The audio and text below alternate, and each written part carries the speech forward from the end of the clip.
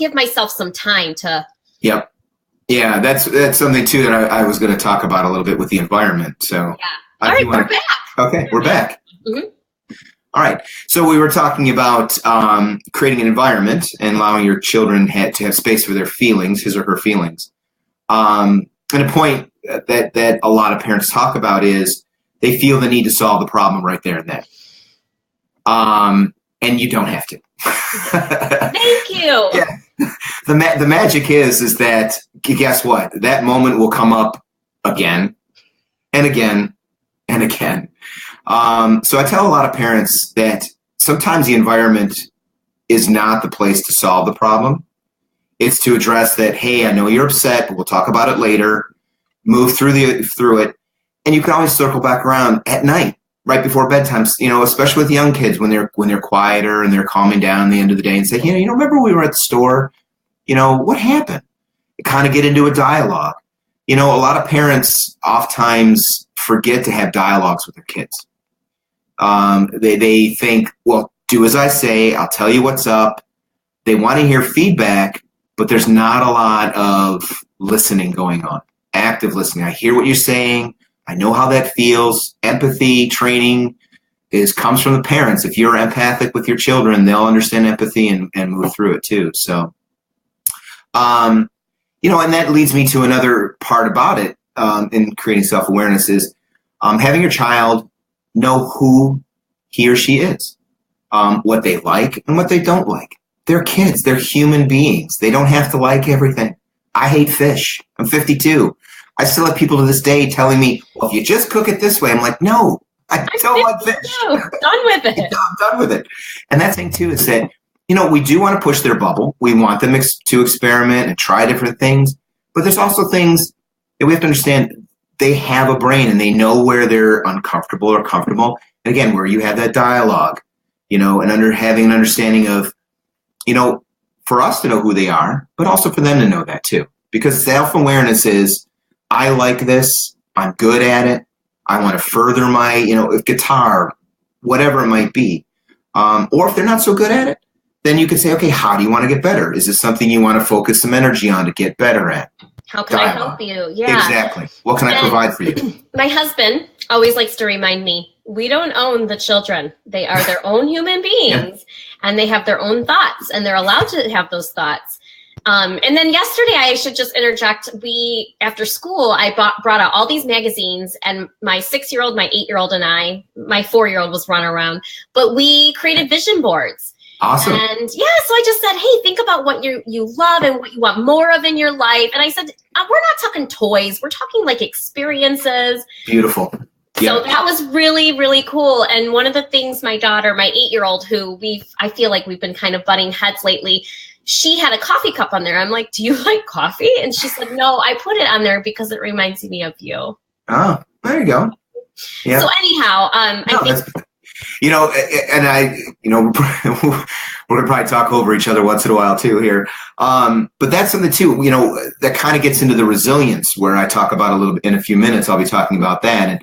And that's one of those things where I like that vision board, that storyboard that allows kids who can't write but picking things out to kind of give them a vision of what they want in their life. Again, not toys, not material things, but other things for that too. Yeah. So that was they did it cool. For an hour. And that's that's amazing, isn't it? You're like, I would never get my kid to sit for that long. And like, they love it.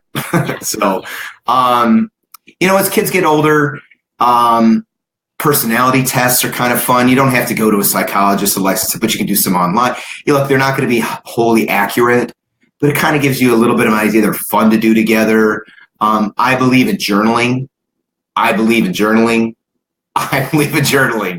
because a lot of times, our brain traps things. It is our best, worst enemy sometimes. I have 21 completed diaries. Woo! Go girl. I've been doing it since I was a little girl, and it was very therapeutic for me. I had a lot of childhood drama and tragedy in my life, and it was like everything to me. And now my girls and I have shared journals where we write back and forth. Oh, that's awesome. Yeah, like letters to each other. Yeah, I know some parents that do that. Yeah. That's great. I mean, that is an ability and a gift you're giving your kids, Maria. It fun. Really is. Yeah. It is fun. And with my 8-year-old, I feel like that's a connection for us where, Yeah, and that's part of it too. I mean, is giving your kids gifts that you do. Again, it works for you. It may not work for them, but the idea of those kind of things. Yep. So let's get into those actionable steps that you're going to share before we, leave in about 6 minutes. Tell us what are some of those? Well, self-awareness, actionable steps, getting them out, breaking their mold of comfort sometimes. As a family, we volunteer quite a bit. My wife has been on missions with one of my boys, and now she's going to go on another mission with the younger one. We volunteer at soup kitchens. Oh. We're always, and because Kimber and I do what we do too, the boys sometimes come to workshops and they help out. That's a gift that we have. But you have to look for opportunities like that where what you're trying to show your kids is to be self-aware of who they are and what they have to give. I like the idea that,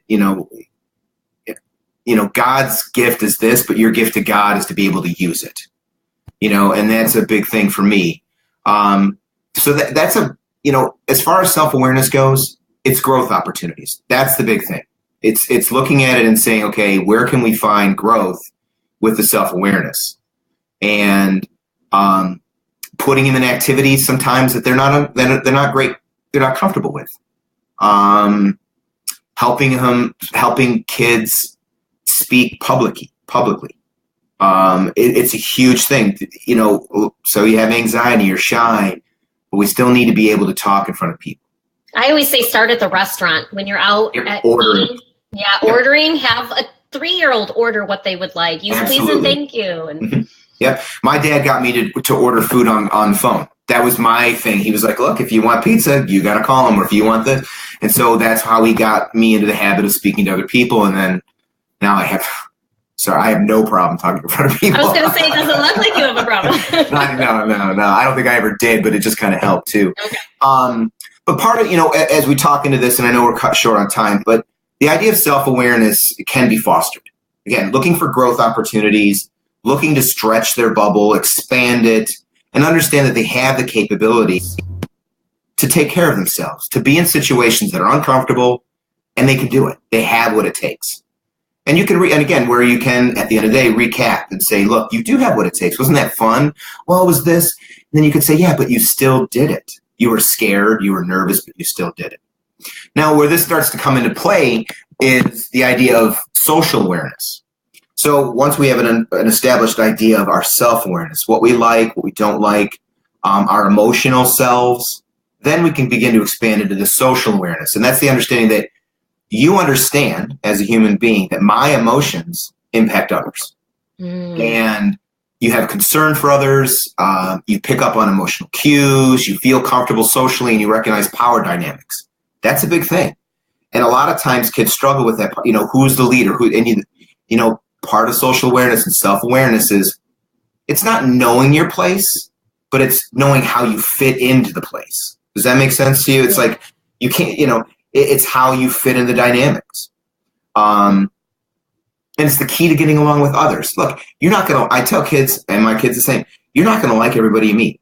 It's just the way the world works. And everyone's not going to like you. No. But you still can be a pleasant person. Yeah. You can still get along with them. And that's a key. And the other thing is applying, it really applies the ideas of self-awareness, that you are putting yourself into a situation. Because when you're in a social situation, that person may like ice cream, you hate ice cream. They may like fish, but you don't like fish. I mean, there's things like that where your self-awareness really plays into your social concept and your social awareness around you. Excellent. Yes, it's a nice. It kind of follows through because we do want to have a base level of self-awareness. That's the key. Now, and one of my biggest takeaways so far is, as a parent, I love the idea of taking the evening to kind of wrap things up.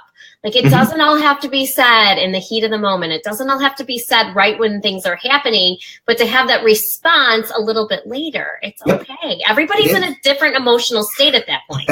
Yep. And oftentimes, parents, I am in it. I mean, I teach this stuff, but, you get upset and it's not the time to talk about it because you're angry about something or something happened or you're embarrassed or you're, whatever it might be. You should say, we need to talk about this later, or, I really want to come back around and talk about it. But if you forget, you forget. Sometimes they'll bring it up too. But everything's fine with that because, again, you don't have to, Rome wasn't built in a day, the old adage, Exactly. And you can recap because there's always opportunities.